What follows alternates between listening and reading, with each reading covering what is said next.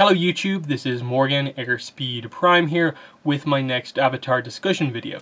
This one will be a follow-up to the previous discussion video where I did Avatar fantasy fights. I discussed ones suggested by the audience and I have more of them. So this is like the second half of the the fights that people suggested. So before I get into them, the two rules that I kind of went by in terms of doing the discussion was one, the scoring system in terms of creating a result was not just this character would win, end of story.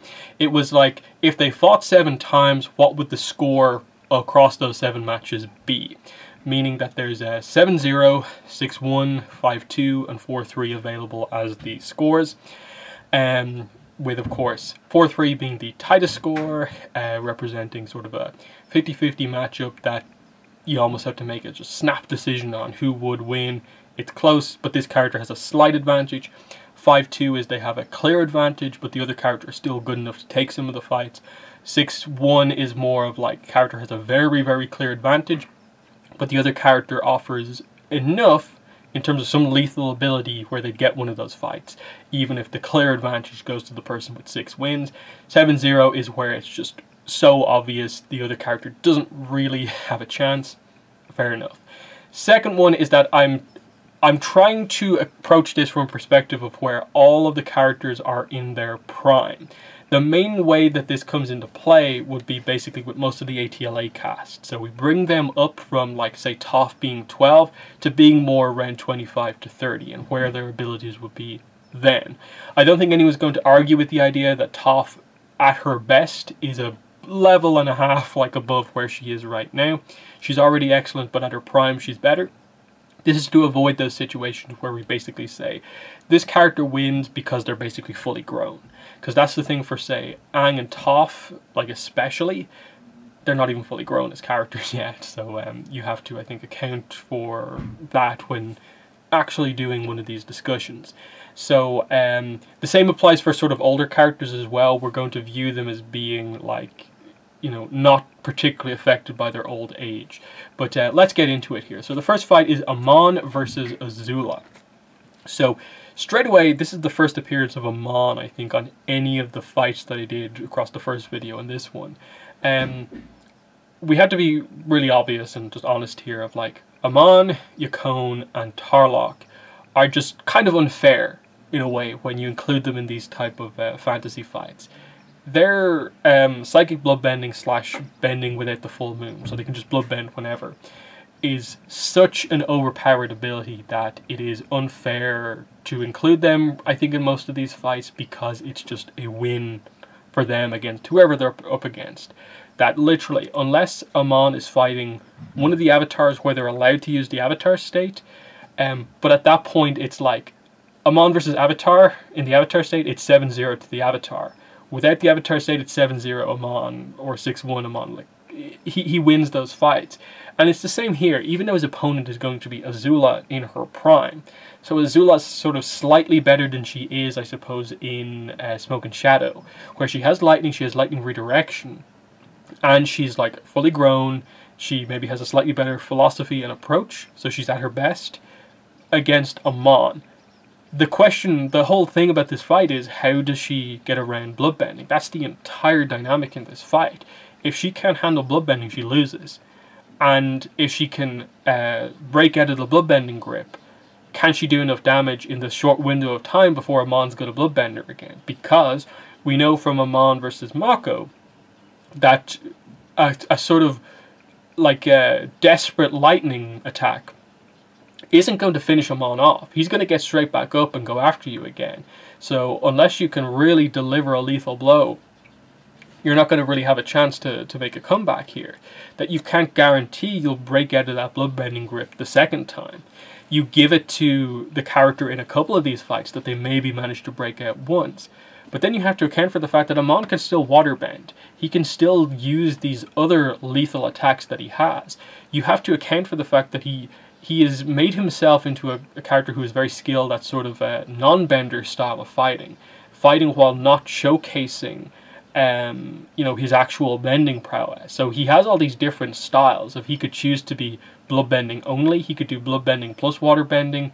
And then let's not forget that he has the other use of bloodbending. He doesn't just have to grab you in a bloodbending grip where he controls your entire body. He has that more subtle ability that he uses against the benders, which is how he's able to get close to them to take away their bending every time, which is the subtle bloodbending manipulation of their attacks to make them go off target. That's how he evaded Lightning Bolt Zolt and so on. It's the bender's attacks are being pushed slightly off target by Amon using tiny little bit of bloodbending, where your lightning, instead of going straight at someone, is actually going over here, that sort of thing. And he's doing that throughout the entire fight, and you barely notice it until you realize he's a bloodbender. So he's winning this fight not just because of, I'm in control of you, that basically means I win the fight. You break out once, but I can just do all these other moves again. So I'm going to say 6-1 Amon here, pretty comfortably. Azula is one of those characters where I would say, yes, she is good enough to, at some point across one of those fights, you know, get off an attack or come at Amon powerfully enough to break through all of his defenses and get a win. Maybe she does nail him with a fully charged lightning attack and she gets the victory. I think that is going to happen at least one time. But every other time, he's going to get her in a bloodbending grip and finish it there, and then she'll break out, try and do something, but he'll get her in the bloodbending grip again. Or she'll try and be really aggressive, but he'll just direct her strikes away with his subtle bloodbending. And let's not forget all of his other attacks. He can do normal water bending, and he's pretty good at it. Even just from the one maneuver we see, it suggests high skill to be able to do a kind of water spout that powerful. That's, you know, it has to be said about him. So 6-1 Amon there. Next fight is Azula versus Kuvira. Now, this is an interesting one. Kuvira is involved in a couple of these other fights as we go through this. So I'll just quickly go through my list of these sort of metal and earth-bending characters. Toph is at the top, Kuvira is second, Su-Yin is third, Lin is fourth. Toph is, I think, clear out in top. Kuvira is a decent bit better than Su-Yin, and Su-Yin is slightly better than Lin. I think it's close between the sisters, but I give it to Su-Yin just about. Maybe that's me valuing sort of the more subtle technique over the more power-focused style, but still, that's the way I order it. So Kuvira versus Azula is basically Azula versus our sort of second best metal and earthbender. I don't think this is a sweep for Azula. I don't think this is a 7-0. I don't think it is a 6-1. I'm going to say 5-2 Azula. I think that's the fairest score here, because I don't think it's even enough that Azula would only win 4-3, but I think Azula will be able to control enough of the matches that she would be able to, you know, win it 5-2. Now, the way I view this fight is that both characters are going to try and control the fight. Kuvira's whole style is about control. She's going to wait for someone to attack her, dodge their attack, and counter-attack with a really subtle earth-bending attack or a subtle metal-bending attack that usually is firing a strip of metal at someone's eyes to block their eyes, link their hands like to the ground or something like that, you know, bind up their feet. That's what she's trying to do, really control them, you know, get them in just awkward positions. Azula as a firebender is going to have a big trouble if she gets hit by any of those, breaking herself out of it, which is why I think as good at dodging as Azula is, because she has that sort of tightly sort of gymnastics, acrobat style, she's going to get hit eventually with one of them across 7 fights, which is where I feel Kuvira gets the advantage, that if she manages to hit Azula with 2 or 3 of those metal strips, I don't see Azula being able to sort of come back. I see Kuvira taking advantage. But that is assuming Kuvira gets those strikes in. Azula is not going to be like Korra in the first fight and go 100% all in and then get countered attacked because she's out of position. Azula is going to be thinking, she'll be aggressive in a clever way so that those counterattacks aren't a valid option here. And she's going to have such power coming at Kuvira that I don't know if Kuvira's defenses are going to be able to hold up well enough. We don't see Kuvira ever use, like, I think an excessive amount of normal earthbending to the point where it would suggest she's able to put up a huge amount of, like, earth barrier in front of her. In terms of, like, King Boomy, you would say, is probably the most sort of, like, power-focused earthbender in terms of, like, having the most strength and ability to just raw amount of earth on the field. I don't see Kuvira being able to put up that much, or maybe as much as Toph can. But I'd say she could put up enough to defend against most of Azula's attacks, but this is blue fire coming at her very powerfully because of how skilled Azula is. Plus lightning. I don't know if Kuvira is going to be able to defend against that much firepower from Azula. They're both agile to a degree. Azula's more gymnastic, whereas Kuvira is more sort of, you know, like immediate dodge, counterattack. That's why I say like Kuvira gets the advantage at times, but I think it's mainly Azula who has the clear-cut advantage here. As well as that, because of the whole metal thing, like I think any lightning attack that hits Kuvira is going to be like pretty devastating here, so it's kind of almost a guaranteed win at that point. So yeah, 5-2 Azula, highlighting that Kuvira is good, but maybe not quite as good as Azula is going to be in her prime.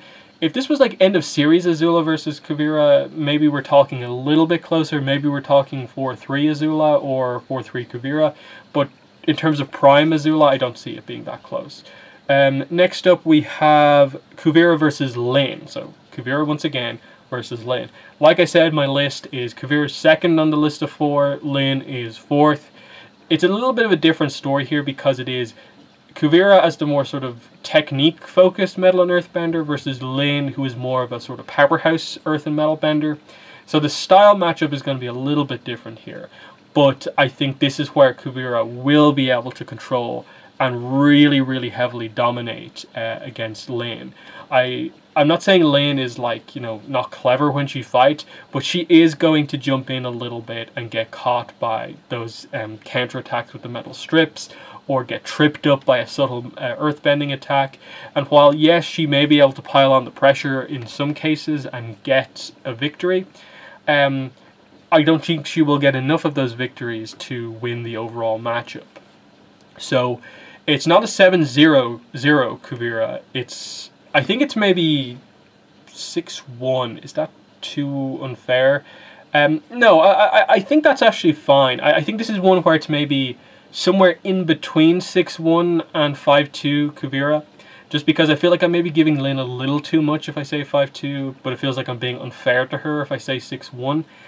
So, you know, sort of 5.5 type thing we're talking about here. But it's clear cut, I think, that Kuvira is going to take this one, and I don't think there's too much to discuss here. Like, I appreciate Lin's approach of it being more like Toph's style, where they're more sort of just practical with the element, whereas Kuvira and Sue's approach is more of like, like a sheet of metal, let me bend it really nicely and like use the metal in an interesting way. The other two are more sort of kind of brutal in a way with it. Next up is Pakku versus Tenzin, which I think is a very interesting fight. It is your sort of quintessential master of water versus sort of quintessential master of air. This fight, I think, comes down to more or less how you value water and air when they're up against each other in a fight. It's ultimately a dynamic we haven't really seen that much. I think enough to really be able to make a clear-cut distinction either way. And as for both sort of combatants here, they're both masters of their element.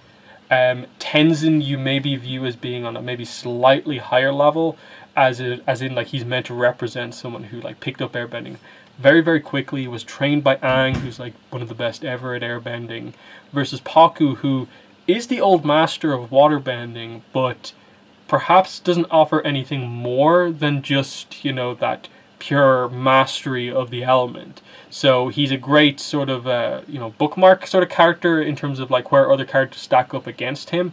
And I think Tenzin is a little bit more than that.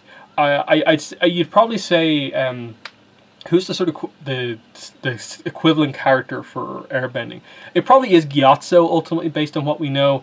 And I think I would lean in the direction that probably Aang and Tenzin have a slightly higher potential than, say, Gyatso. And I think there's just a little bit of extra sort of cleverness that comes out that would allow them to sort of have a slight advantage here. I also tend to lean towards airbending, but that's probably one of my biases that I have in this thing. If I tended to prefer waterbending. I'd probably say Pakku, but I do tend to prefer airbending. It's tough. It's definitely a very tough one here. In terms of their feats, like I do think Tenzin has sort of slightly better feats, because Gyatso obviously beat Katara before she was properly trained, and that's nothing to really write home about. He defended the North during the Siege of the North, both I suppose pre and post full moon coming out, and then he fought some kind of just, I suppose, standard firebender soldiers during the Sozin's Comet, which has to be notable. Even a decently okay firebender soldier with Sozin's Comet is a very powerful foe, and what he did during the Comet was very, very impressive, being able to defeat firebenders like that during the Comet. It's just the lack of like named opponents that he's gone up against. It's tough to say. Whereas like Tenzin kind of had the advantage over Zahir one-on-one, held himself exceptionally well 3-on-1 against the Red Lotus, and only Pali coming in basically defeated him. Similarly, like I think he has some decent like fights against like mega tanks and so on as the series goes on. Like I think he's presented as being really good.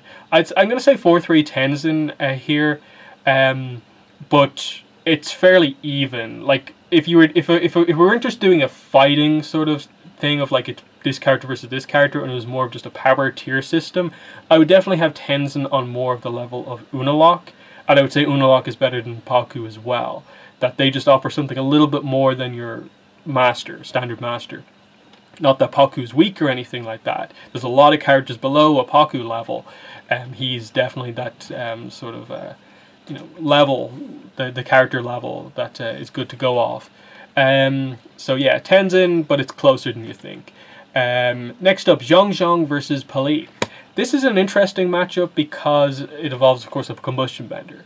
And combustion bending, like blood bending, is so difficult to properly analyze the fights because, like with blood bending, with combustion bending, you have to ask the same question. How does their opponent deal with their special ability? Can this character immediately, in every one of these fights, counter blood bending or combustion bending? If the answer is no, it's a sweep for the special bender.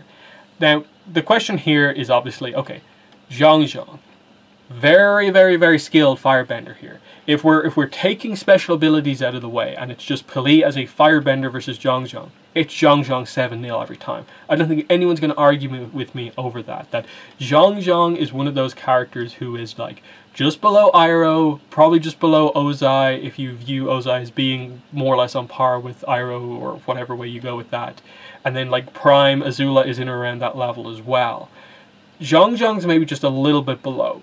He doesn't offer maybe quite as much as those because he doesn't seem to have lightning. Though maybe he could, I don't know, we've just never really addressed it. If a character would have lightning, you'd almost think it should be Jeong because he's so much about control. And would seem to have the right mindset potentially to do that. So again, I don't want to speculate that he does have it. Let's say in this case that he doesn't. But he's a very control, defense-based firebender versus combustion benders who like to always be on the offense and control just by using their ability over and over again.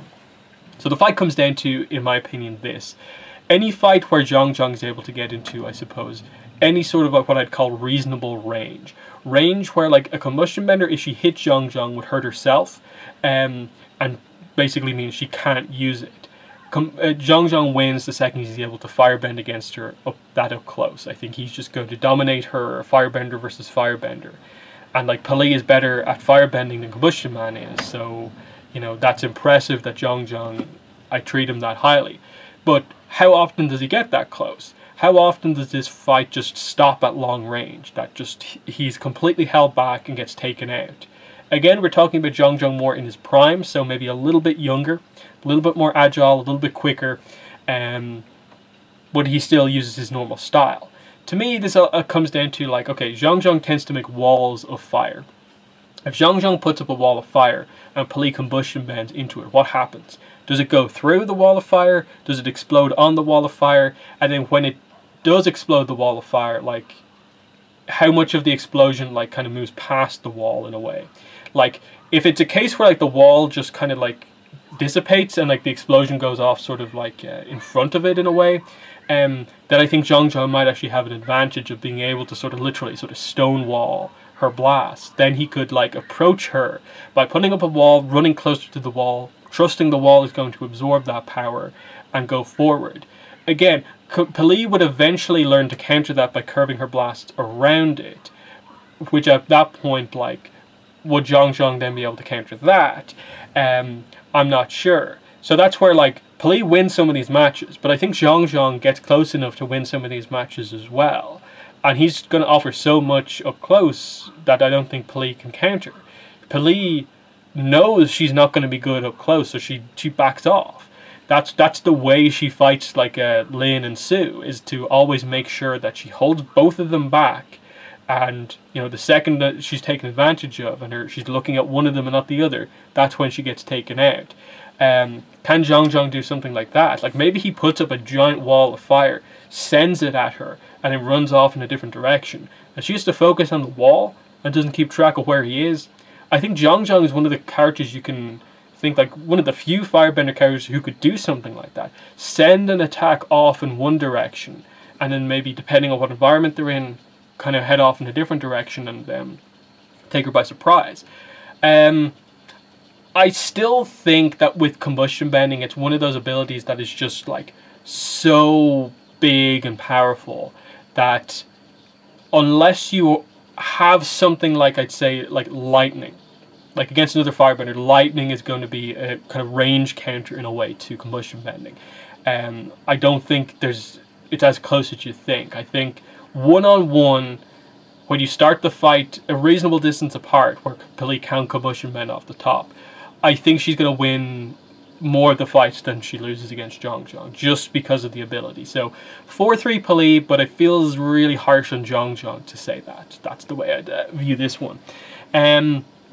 Next up is Pakku versus Ming-Hua. So our Master Waterbender here, the character who we said is sort of the bookmark, the standard bearer in a way for waterbending mastery, versus Ming-Hua. Now, I personally don't tend to rate Ming-Hua too highly, and that's probably a bias I have. I probably need to look at all of her action scenes more and analyze it more fairly, maybe, the level that she's at. I think it's close. I think it's one of those ones where the old master style versus Ming-Hua's like hyper-aggressive, unique style using the waterbending arms. But the thing here is that I think if they're in an environment where they're using a lot of water, I think Pakku is going to make better use of having a lot of water than Ming-Hua does. If you look at, I think, most of Ming-Hua's fights, she tends to only use the amount of water that is needed to make up her arms, and kind of nothing more. And so, apart from her octopus form, like, we rarely see her use an attack that I would say uses a large amount of water. So, Pakku, I think, would have a slight advantage there. The other thing would be Ming-Hua's arms, that, like, they give her an advantage in some ways, because her whole arm is made out of water, so it allows her to do very unique things in terms of her mobility. But the weakness to it is that to do anything with her waterbending, she basically has to make those arms. And up against a waterbender of Pakku's level, or anyone above Pakku's level, I think that bender is going to be able to manipulate the water that her arms are made up of, making it not as big of a deal as it would be against someone else, someone who's not a waterbender. Now, the reason I say that is because I think probably the only example we have of this is when she fights Kaya. Kaya does do a move, I think, at some point, where Ming-Hua is like flinging her arms around like that, and then like I think Kaya sort of catches part of the whip as it goes around, turns it into ice, kind of like cracks it off and fires it at Ming-Hua, highlighting that just because the water is like part of Ming-Hua's arm doesn't mean it's like unbendable or like Ming-Hua just has, it's her control over it. Now, maybe if you're talking about the bit that is like it's just arm length, because I think when she did that she made like a really long arm of water.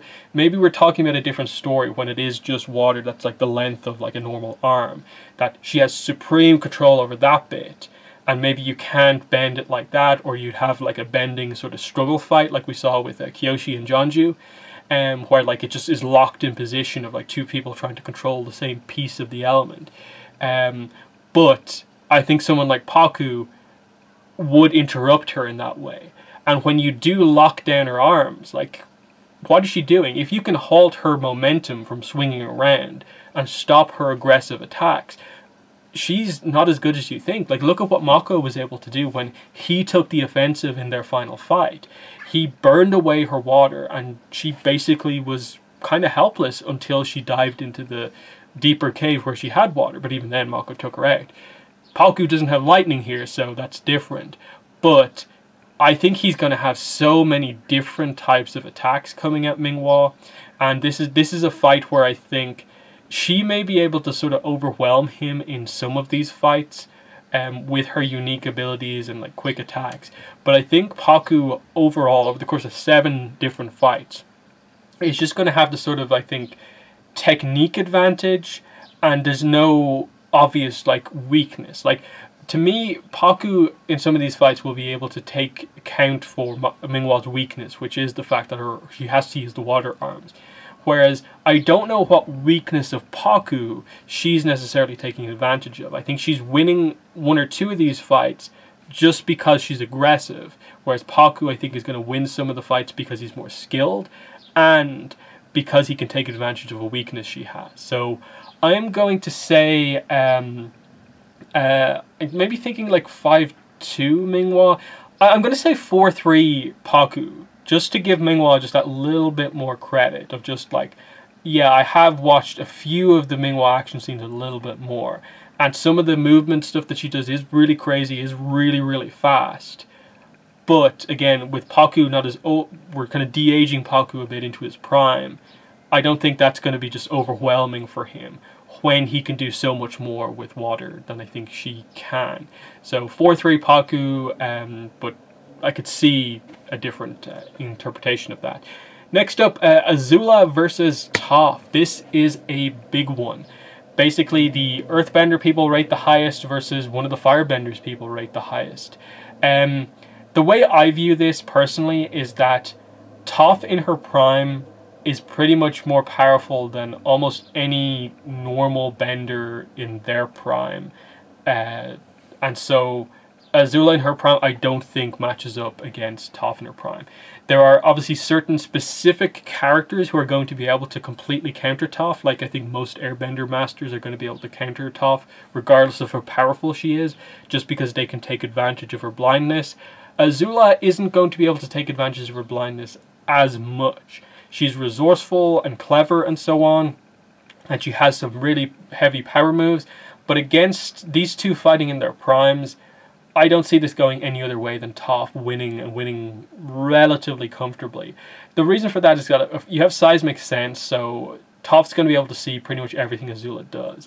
Azula is going to be, more than a lot of characters, able to dodge a lot of Toph's attacks, but because Toph is going to have the seismic sense, I think she's going to be able to layer attacks on top of each other to counter whatever way Azula is dodging. And I don't think Azula is going to be able to stay in the air long enough to take advantage of like Toph's blindness. Like I suppose one thing you can maybe say is like, okay, how much sort of fire flying can a firebender do without the comet?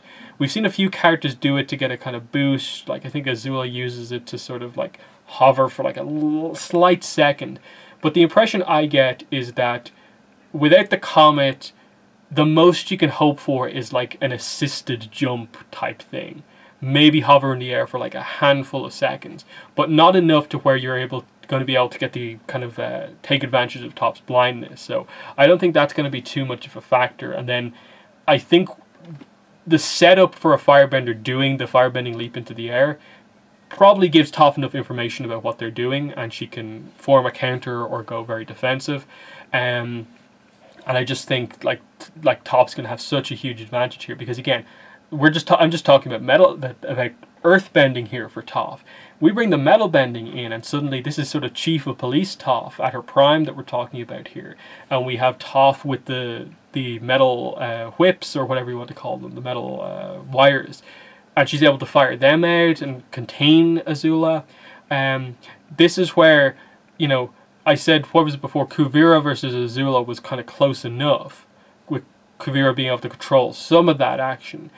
I think Toph is going to have more control because she will be able to fight the power that Azula puts out much more effortlessly with the power that she's putting out, which is super, super high. Plus the bigger metal bending attacks she's going to do, the bigger earth attacks. Add the seismic sense onto that, and I think you have a situation where Toph is not losing this fight.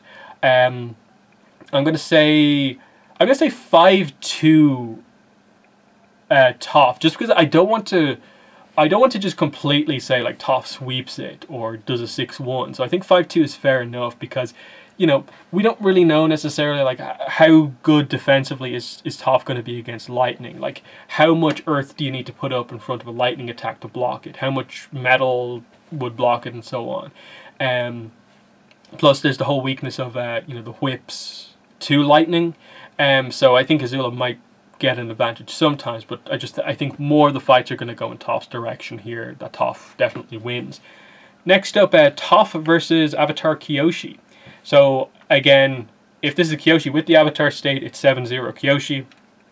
But I assume the discussion intent here was that it was Kyoshi without the Avatar state. So this is an interesting one again, because I think ultimately I have to lean in the direction of an Avatar here, just because of the variety of elements that, you know, Toph's power against pretty much everyone else except maybe Bumi and Kyoshi, like, she has the power advantage except against them. Bumi, I think, is just probably the most powerful, just normal earthbender.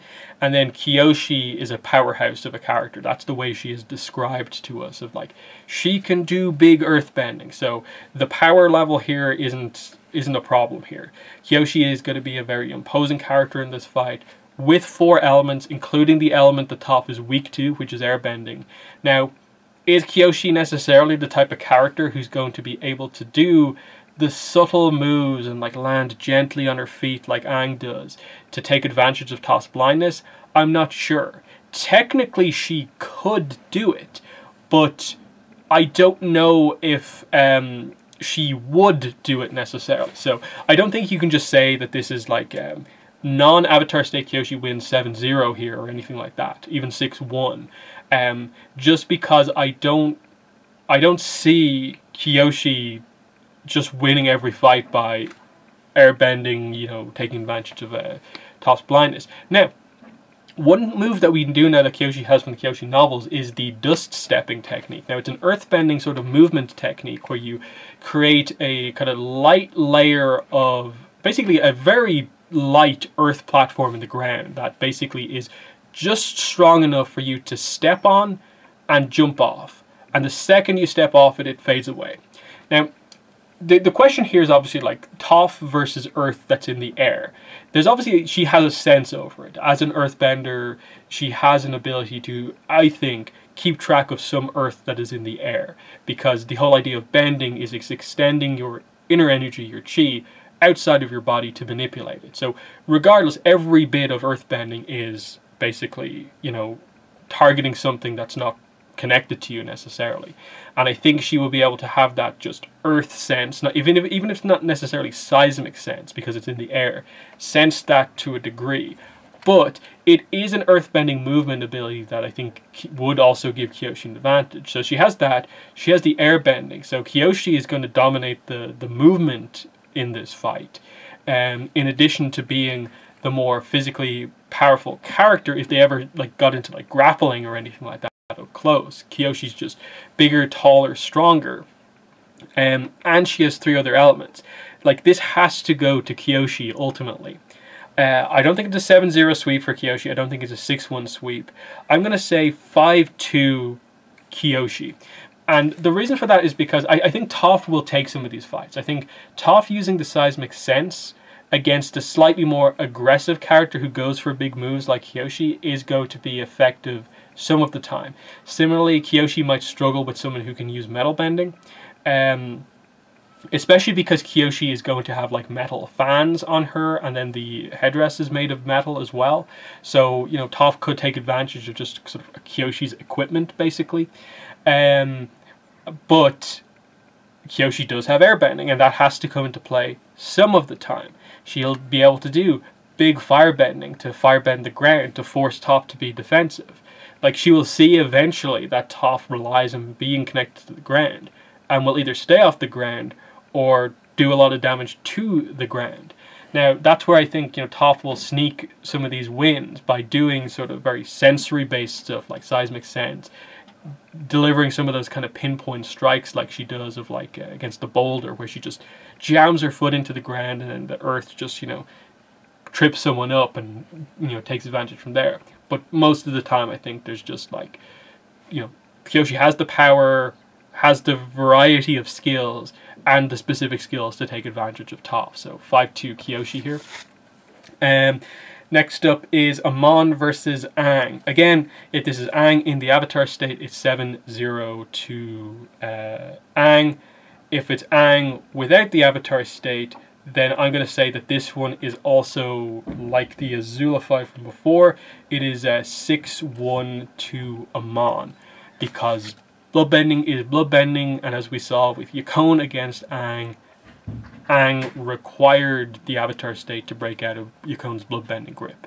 Now, theoretically, a bender of Aang's level could break out of it normally, as we saw with Mako and so on. Like, we've seen it happen. People can break out. Like, especially like Aang being a waterbender himself, I think there's a situation where he can sense what's going on and break out. And I think because Aang would have 4 elements and a lot of skill of Aang in his prime, I can see him breaking out and really putting the pressure on Amon. And the second I think you would maybe Aang would force Amon to have to fight him using his waterbending, I think Aang will be able to take advantage and get at least one of those fights. But most of the time, Aang gets bloodbent, he gets bloodbent again, and it's just over without the Avatar state. That's just the way that this fight goes. So I would rate Aang and Azula as like similarly capable of being powerful enough to get one victory against Amon in a specific circumstance, but not enough to make it close. Next, Azula versus Ozai.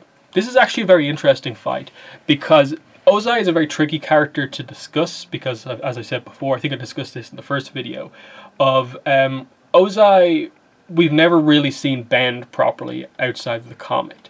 Now, you can make some judgment on how skilled he is based on the comet, because you take those skills and level them down. The fact that Ozai was creative enough in the middle of a big fight like that to come up with moves like that speaks to his level as a bender. I think the little mini comet attack that he did to break through Aang's earthbending kind of ball that he defended himself in, that speaks to sort of mastery level firebending. The fact that he didn't just go for like a big charged giant ball of fire. He created this like compressed, like comet-like small ball of fire that was just powerful enough to break through. That shows a level of skill. Similarly, you know, very powerful lightning bender. The one bit of him bending without the comet is him lightning bending the second an eclipse ends. That I think speaks to a lot of skill, of just sensing the second the fire is back on and being able to go for one of the most powerful moves a firebender can do the second that happens. Plus do it very quickly, and so on. But the weakness Ozai is going to have in this fight is that he is going up against a character who has lightning redirection. Because if we're talking about Azula, whether it be you just say Smoke and Shadow Azula, or you say it is Azula in her prime, she has lightning redirection since Smoke and Shadow. That has been a weakness Ozai has had in the entire series. And the way it goes, Ozai at his best is basically Ozai in his fight against Aang, while he still has his bending. He never learns lightning redirection, so you can't suddenly bring that into play here. This is a weakness the character fundamentally is going to be dealing with against firebenders. Now, I think this is one of those fights where Ozai probably is in general meant to be viewed as being more powerful than Azula. But this matchup works in Azula's favor because Ozai is probably going to try and finish the fight with lightning, and Azula will be able to counter that with her redirection. Just firebending to firebending, I don't think you can immediately just say Azula has the advantage just because she has blue fire. As much as I think it is meant to be the canon situation that like her blue fire is hotter than normal fire, I think the idea is that Ozai is going to be able to put out sort of more fire than Azula to counter her slightly hotter fire. Again, this is where Azula is going to be the more technique-focused fighter in this fight, and Ozai will be the slightly more power-focused fighter. It's not to say Ozai has no technique, or like that Azula has all the technique, because ultimately Ozai trained Azula to a degree. Obviously we know she had a firebending teacher when she was younger, of course, where she learned some of her basics and so on. But I think the idea is meant to be that Ozai trained Azula. That's why they're actually quite similar. That's, I think, where she probably learned lightning from and knows most of her techniques from. So, technique-wise, I don't think you can quite say one's better than the other, but in this fight, Azula, I think, would lean more on her technique, whereas Ozai would lean more on firebending, just the power and how much you can put out. And it comes down to, you know, okay, how well is Azula going to be able to dodge the barrage of fire that Ozai sends out, and then how many of the fights are going to end literally with Ozai lightning generates, Azula redirects and takes Ozai out. That has to happen in like at least one or two of the fights. Again, like this maybe gets into the idea of like, do you treat those as being like 7 fights that happen sort of outside of each other, or do you treat it as like they happen sort of one after the other? So the characters learn across each fight, or just, you know, they just pop into existence, have a fight, pop out of existence, the next fight happens and there's no memory of the previous one. I don't really know. That maybe comes into play as well. But I do think that in a lot of these fights, you do have to bring in the idea that the characters have specific moves that they prefer to end fights with, which, in the case of lightning benders, is often lightning. As we've seen with the end of the, like, Zuko Azula Agni Kai, she goes to use that, but then fires it at Katara. Similarly, at the end of the first episode, where Azula is introduced, 201, she tries to finish off Zuko with lightning. It's where the characters go as a finisher. So it is going to come into play for both characters. But Ozai doesn't know lightning redirection as far as we know. He can't know it because it's a technique Iroh invented, and he specifically notes his brother wouldn't know it. Plus, we've seen Ozai fall victim to it twice. Zuko used it against him, and Aang used it against him. So Azula would be able to do it here as well. So I'm gonna say 4-3 Azula, because I think I maybe have slightly undervalued Ozai in the past, and he's meant to be on Iroh's level. So yeah, I think Azula takes this one, but I think most of this does come down to just the pure technique advantage here. She has a counter to Ozai's finishing technique, and that would come into play a lot of the time. Whereas power level wise, Ozai maybe is meant to be a slight bit ahead of her, just raw power level, but it doesn't always come down to that. Next one here is Toph versus Kuvira. So we've had a few of these fights that are like, you know, involving these characters. Like I said, this is like 1 versus 2. I think Toph is ahead of Kuvira. Toph is going to win this one, and I think she's going to win this one fairly comfortably. Again, I don't think Kuvira is going to be able to control the fight against Toph as well as she could against other characters. Because one, if Kuvira hits Toph with something that covers her eyes, that's not going to matter for anything. If she hits Toph in the legs or arms, she's a metal bender, can rip it off easily. Toph has the seismic sense, so she'd be able to see what Kuvira is doing. And then Toph is not going to be the character who is so aggressive, who dives in and allows Kuvira to do her sort of like perfect counters that she's sort of known for. Toph is also going to have her metal bending kind of whip to also do similar stuff. So they sort of, you know, end up kind of cancelling each other out.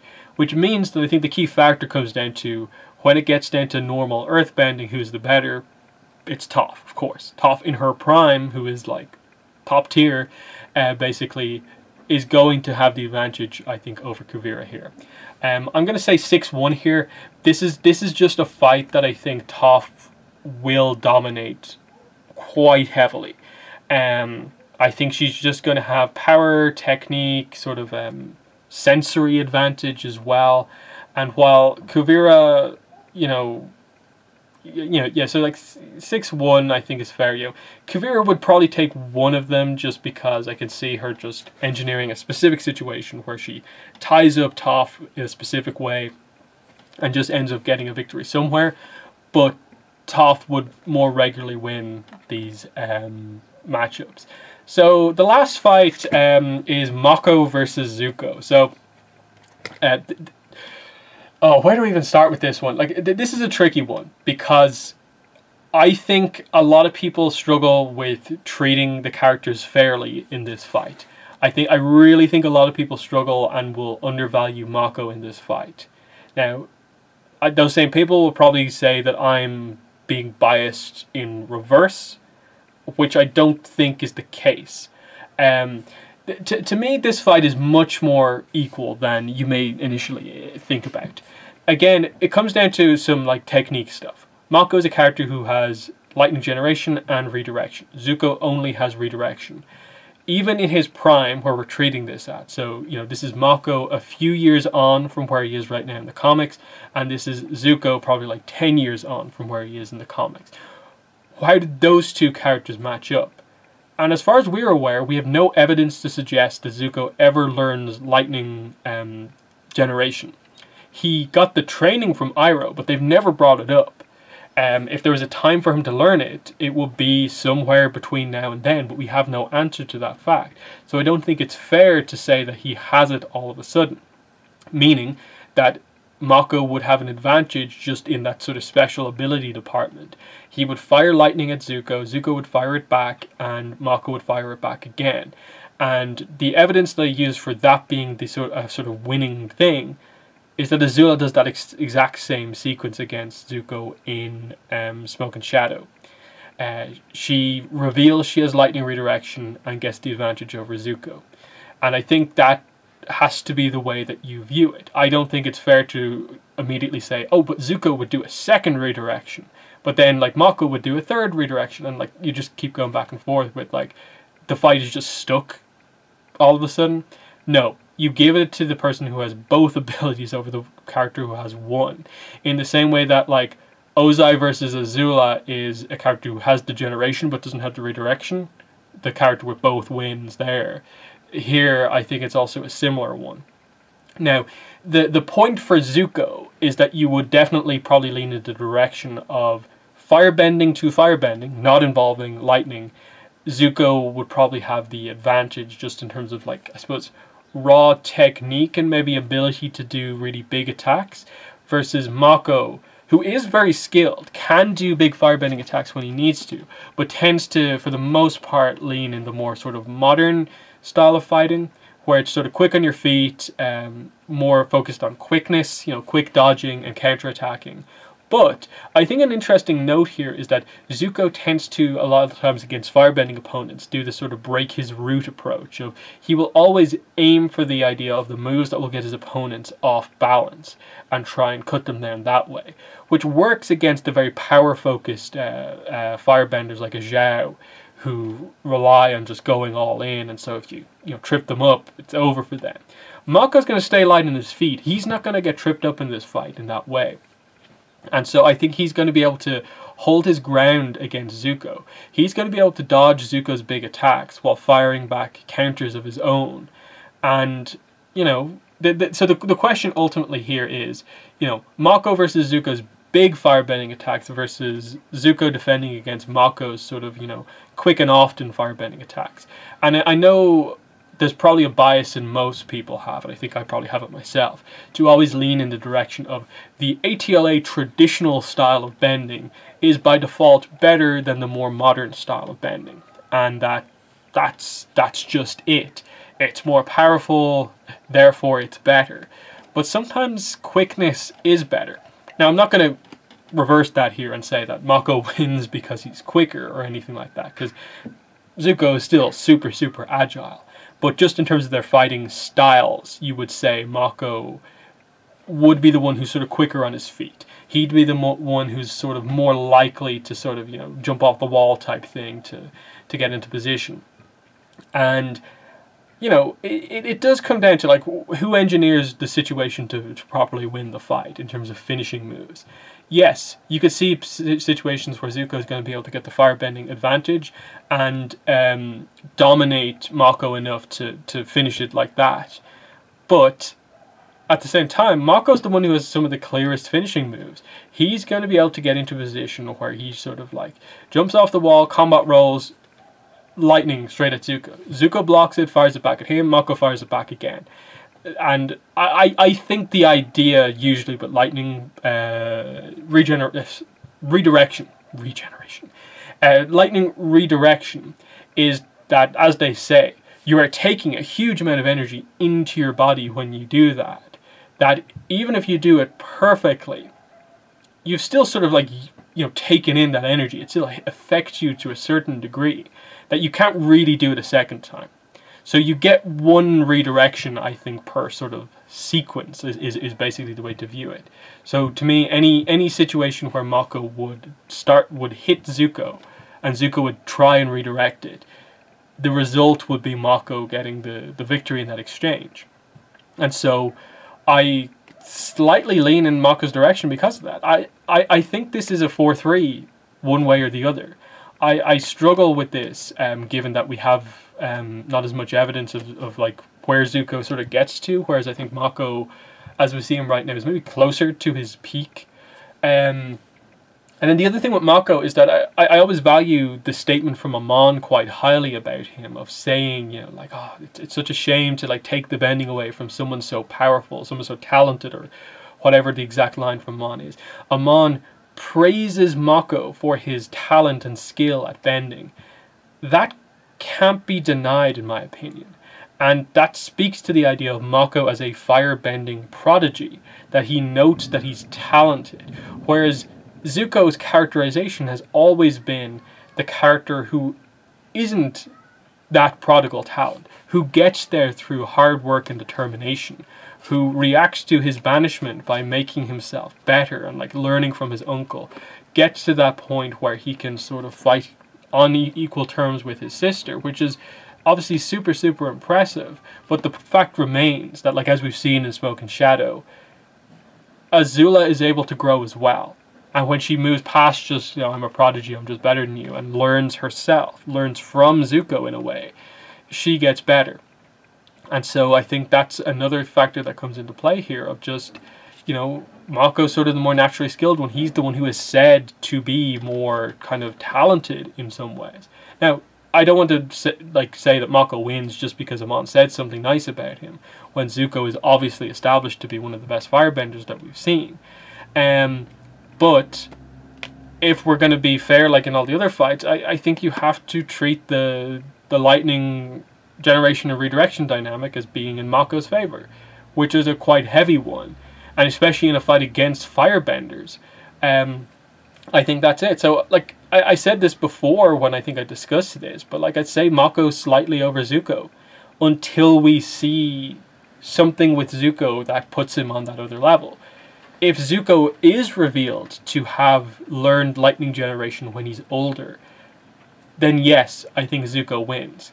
But as it is right now, with that distinct disadvantage because of the lack of an ability one way or the other, I have to give it to Mako.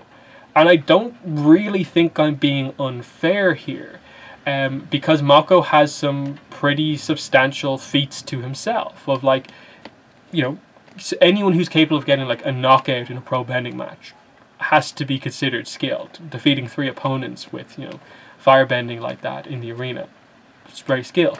He defeats Ming-Hua in battle. And, look, you're going to bring up the idea of like, oh, but he lost the first fight against Ming-Hua.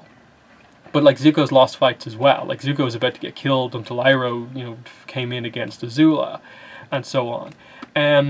And then, like, his victory against Azula is more to do with Azula's kind of mental state in the end. It's not to say that Zuko hasn't grown or anything like that. Of course he has. but that's the whole point of the character. He's very, very good, but there are characters who are better than him.